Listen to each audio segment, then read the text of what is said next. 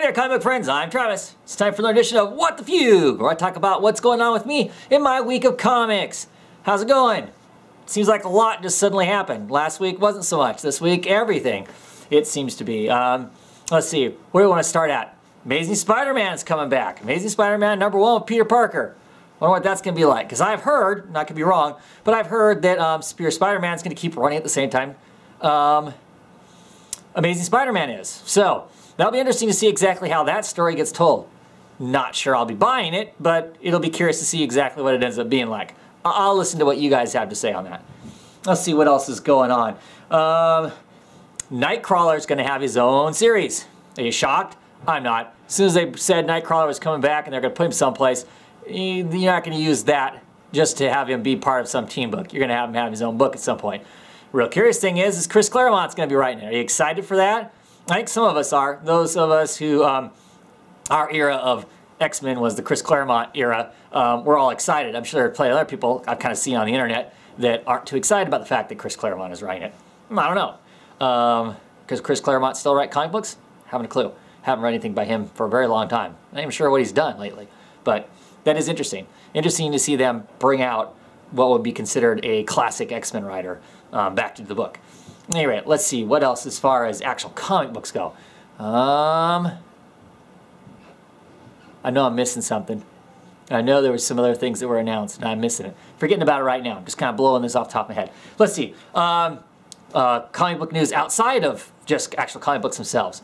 TV shows. Of course, we've heard the continued rumors that there's some sort of Gotham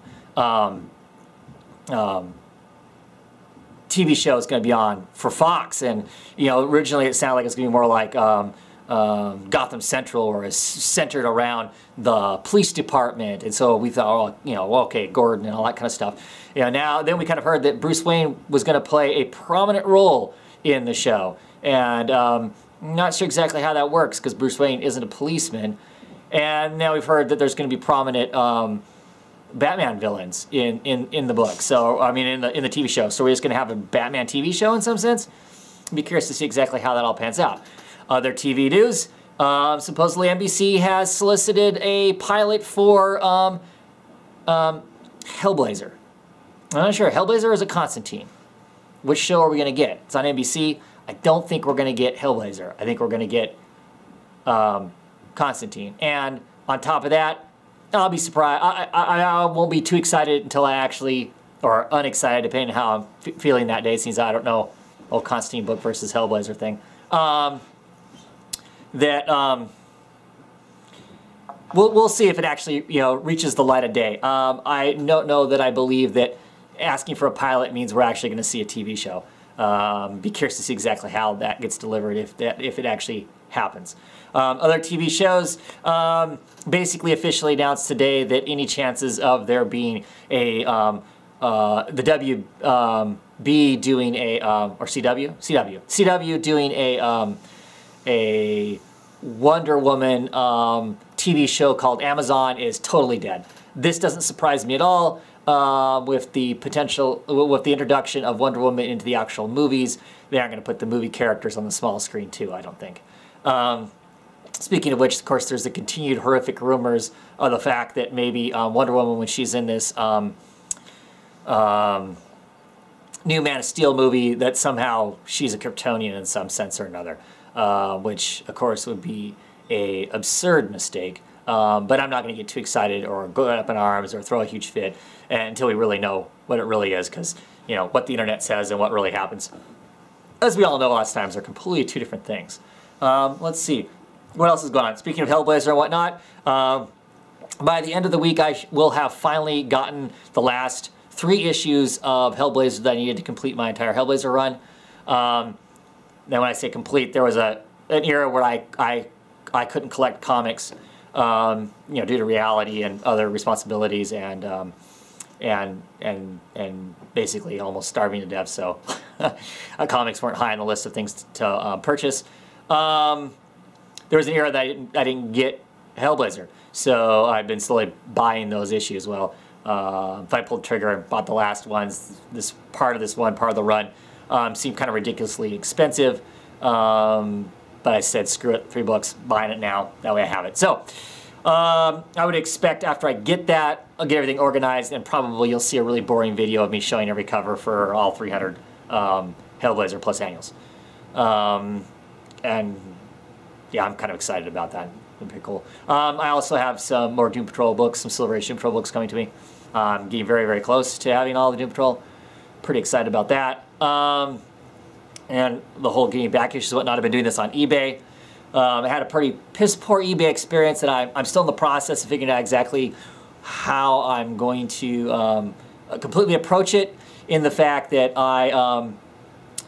I bid on an auction. I was the only person to bid on it. I got a really good deal on a whole bunch of books. They were fairly beat up, some Batmans, some Brave and the Bold, some double-size issues and stuff, all 12 center Silver Age stuff. And I got even with the condition the books are in, I think I got a pretty darn good deal. Under $5 an issue, I think. So I think that's a pretty good deal for some old Silver Age books. And so I was all excited, and the seller would manufacture a shipping number supposedly, but he would never actually induct the package into the mail stream. The seller said, within 3 days they'll mail out whatever. And I waited like 5 days and contacted them and said, hey, what's going on? How come you haven't sent this? They said, oops, sorry, basically. And they said, we'll get it out the next day.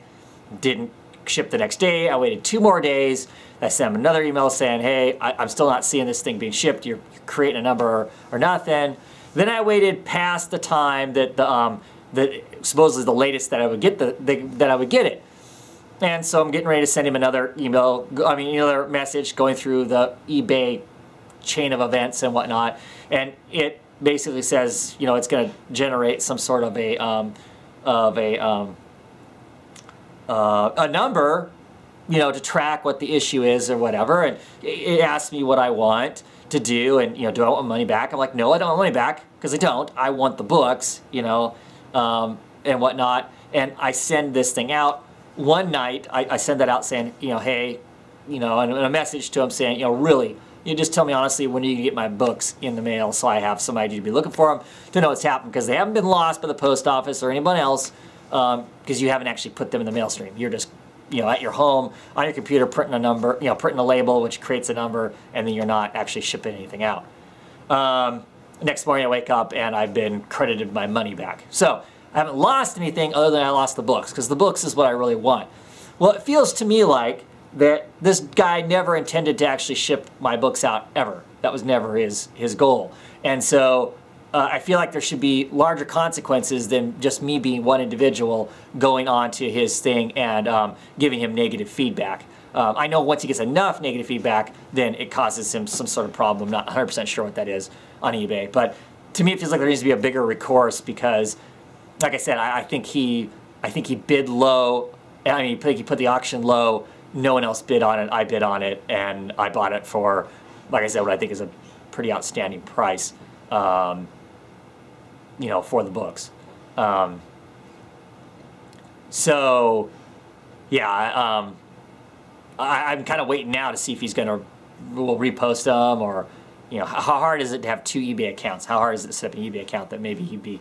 So I'm kind of looking for those books as individuals now to see if they're somewhere. This dude normally doesn't sell comic books. Or at least he doesn't have any more in his quote-unquote store of junk that he's selling. But yeah, so we'll see how that turns out. I mean, like I said, I've gotten some stuff through Twitter. eBay has a Twitter account kind of a thing, and they said, hey, send us this information, and we'll see what, because that's not what I'm supposed to do. So if nothing else, I'm at least going to hopefully squash this guy from being able to sell anything to anybody else, or fake selling it to somebody else if he doesn't get what he wants. I mean, that's part of how an auction works, right? You post it for under and hope that it generates enough excitement that then you make money on it, right? And if he didn't, that's his problem. The auction didn't do well.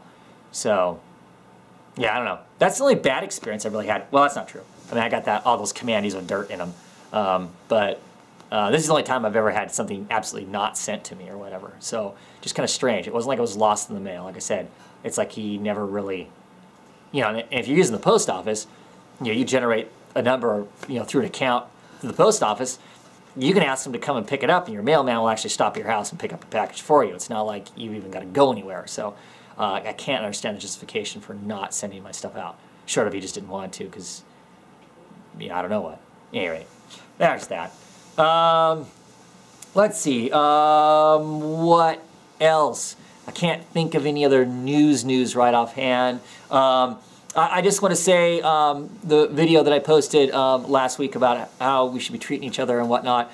Thank you to everybody who responded. I think it was pretty awesome turnout of people who you know, agree that how we should be treating people and how we should be treating the, you know, the ladies that are here and put out videos and whatnot, that they're just one of us, and that's how they should be treated. You know, they shouldn't be you know, looked upon as being somebody that they should be dating, or they're not a, you know, they're not a webcam for you to make demands of or whatever. I'm not 100% sure everybody caught all of what I was saying in that thing. It's not just the really sleazy, gross stuff that they get, but it's all the other stuff too. There should be an expectation. You come here, you talk about the books and whatnot, and not be about their looks or dating them or that sort of stuff, because they didn't come here for that. They came here to talk about comic books, and so that's really what it should be about. I caught a bit, you know, quite a bit of heat from some people. I even appreciate people who had who were willing to actually talk to me about it if you didn't agree with what I said or my approach, or you thought I was stirring stuff up by even making the video and whatnot. I do appreciate that. I appreciate the feedback, so we can have a conversation about how I feel about it. I don't think that this is something that should be quiet about. It's not a simple, you know, getting thumbs down or whatever. Yeah, that stuff you should just ignore. But you know, straight up barbarism and whatnot, there's no, I don't think there's any reason we should be ignoring that.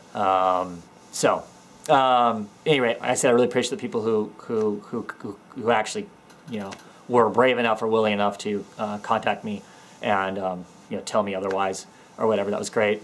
The video got a few thumbs down.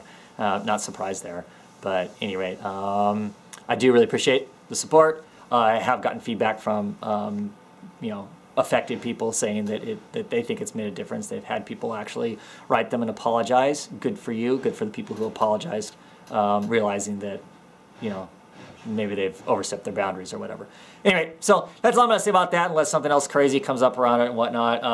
You know, I'm not here to, you know, stir stuff up. I'm not here to cause problems. You know, everybody's an adult and can take care of themselves to a large degree, but there's a certain, you know, a certain amount of abuse that there's no reason any of us should be taking.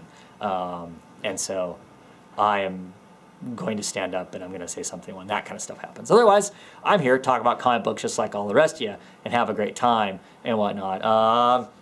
I believe everybody's getting their books as far as talking about comic books coming into this week. So Comic Book Roundtable at its normal time, 6:30 Pacific, 9:30 Eastern. We'll be talking about the current books that came out this week. I'll hopefully have mine, should have, whether it's not crazy this week. So that should be a good time. We'll see who I can get on. I haven't really talked to anybody about getting on there yet, so I'll see if I can find some people to jump on. So it's more of a roundtable instead of just me talking or just me and one other person talking. Not that I have a problem with that, but it kind of defeats the purpose of being a roundtable. But anyway, I hope everybody's having an awesome week of comics. And yeah, I'll see you down the road on the weekend. Have a great one, everybody.